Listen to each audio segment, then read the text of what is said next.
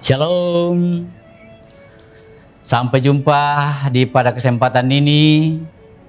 Saya kembali mengisi Tabura GKI Klasik Siapen Selatan. Sebelum kita mendengarkan firman Tuhan, mari kita berdoa meminta tuntunan Roh Kudus. Kita berdoa. Bapa kami yang bertahta di dalam kerajaan surga, Bapa kami di dalam Yesus Kristus. Di saat ini Tuhan, kami akan membaca dan merenungkan firman-Mu. Kami mohon kiranya Tuhan menuntun, memberkati kami dengan Roh Kudus-Mu, agar firman yang kami baca di saat ini kami mengerti, kami menghayatinya, dan dapat melaksanakan di dalam kehidupan kami ke depan. Ya Bapa pengasih penyayang, terima kasih. Inilah doa kami yang kami sampaikan kepada Bapa di surga melalui Yesus Kristus Tuhan dan Juru Selamat kami. Amin. Bapak Ibu Saudara, pemirsa Tabura yang sama-sama dikasihi Yesus Kristus. Pembacaan firman Tuhan di saat ini terambil dari Alkitab Perjanjian Baru, yaitu Kitab Efesus pasal 1 ayat 7 sampai 8. Firman Tuhan datang kepada kita dari Efesus pasal 1 ayat 7 sampai 8.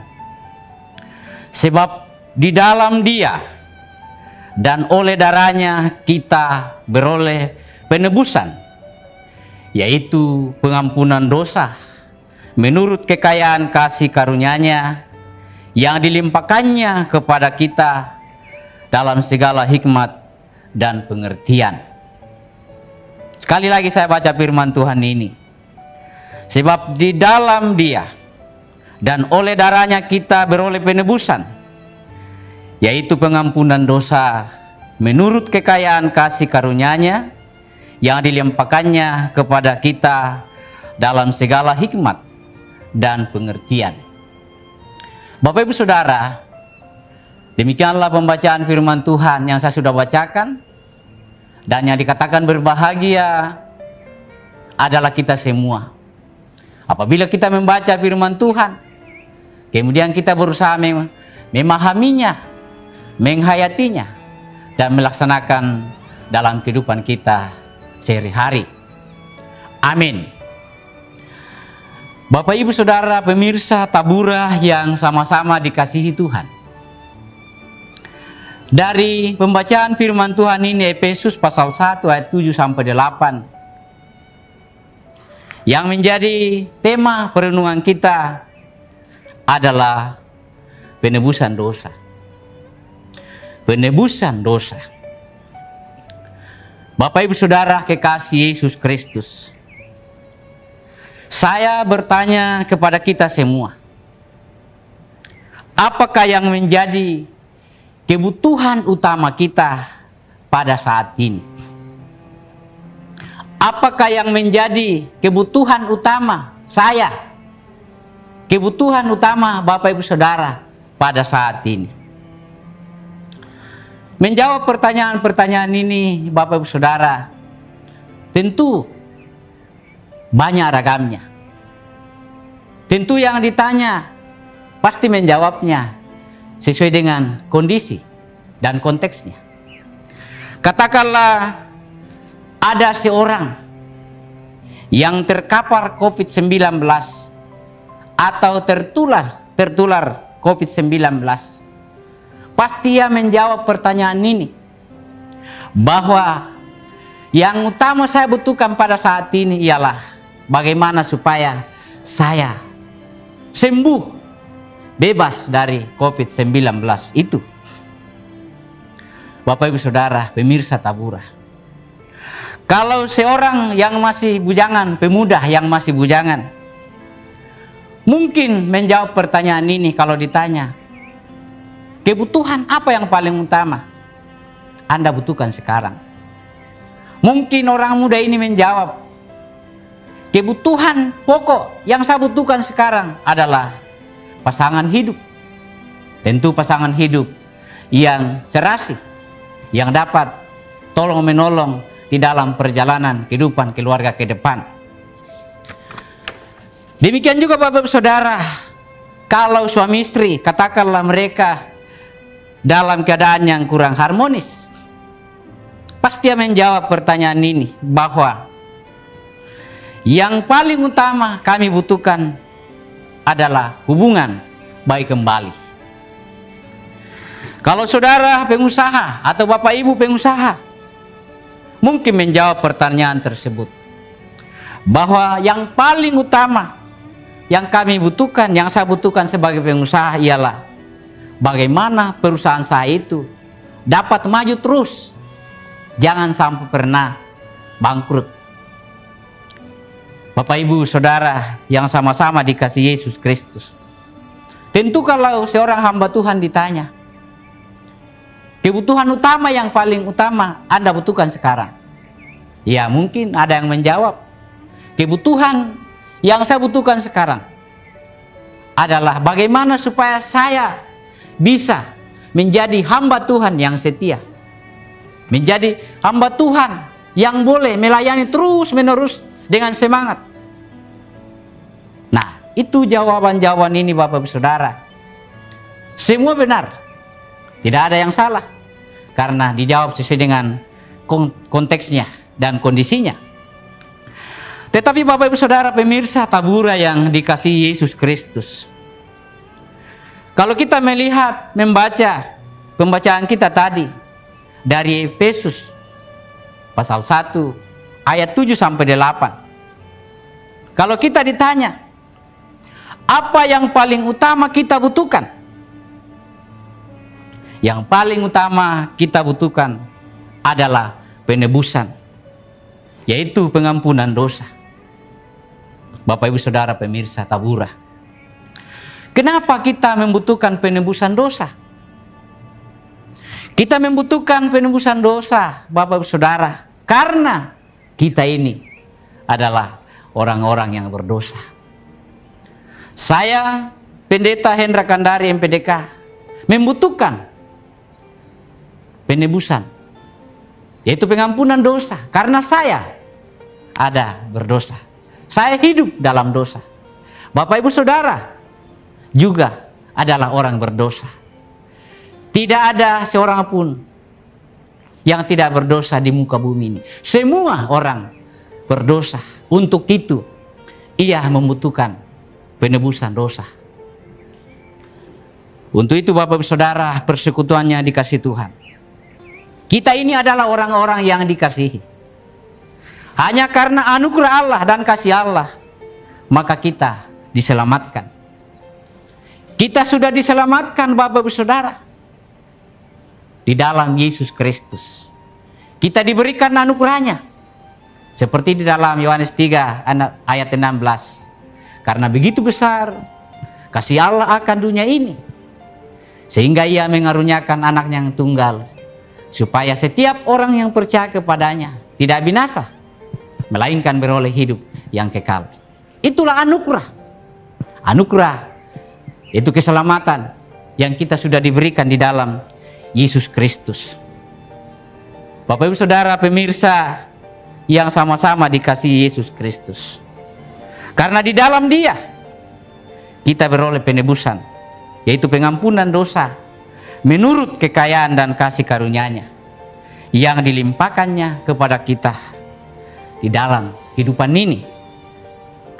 Untuk itu Bapak Ibu Saudara pemirsa Tabura, kita sebagai umat manusia, apalagi sebagai pengikut Yesus Kristus, apa yang perlu kita lakukan? Tentu saja kita diminta hidup menurut kehendak-Nya. Itu yang diminta kepada kita selaku orang-orang yang sudah ditebus, selaku orang-orang yang sudah diampuni dosanya. Tentu ada yang harus kita lakukan. Yang harus kita lakukan sebagai wujud terima kasih kita kepada Dia adalah berimtak. Berimtak.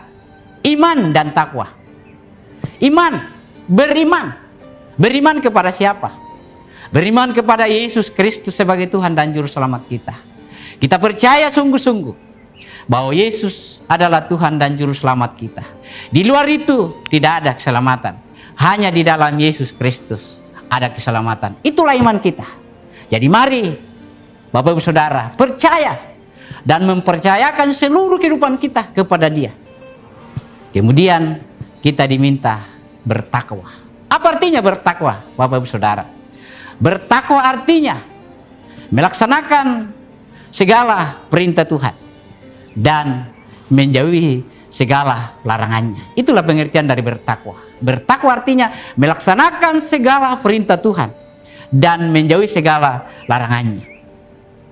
Bapak Ibu Saudara, pemirsa Tabura yang sama-sama dikasihi Yesus Kristus. Ketika kita ada di dunia ini, kita ada dalam hidup yang penuh dengan dosa. Itu kita meyakini itu Bapak Ibu Saudara, bahwa selama kita hidup di dunia ini, kita masih hidup di dalam dosa. Namun pertanyaan bagi kita Bapak Ibu Saudara pemirsa Tabura, apakah kita membiarkan begitu saja? Ataukah kita hidup selalu diperbudak oleh dosa? Jawabnya Saudara, tidak. Kita tidak boleh diperbudak oleh dosa. Untuk itu Bapak Ibu Saudara, marilah kita jadikan hidup kita selalu ada di dalam tuntunan Tuhan dan selalu dalam naungannya. Dan oleh karena pengorbanan dan kasih-Nya, kita telah ditebus. Oleh penebusannya kita beroleh anugerah, yaitu keselamatan di dalam Yesus Kristus. Ingatlah bahwa janganlah kita hidup sebagai hamba dosa, Bapak Ibu Saudara, karena kita ini adalah orang-orang yang sudah ditebus. Kita sudah diampuni, dosa-dosa kita sudah diampuni. Untuk itu Bapak Ibu Saudara yang sama-sama dikasihi Yesus Kristus, janganlah kita hidup sebagai hamba dosa, tetapi marilah kita hidup sebagai hamba Allah. Kita harus hidup sebagai hamba Allah.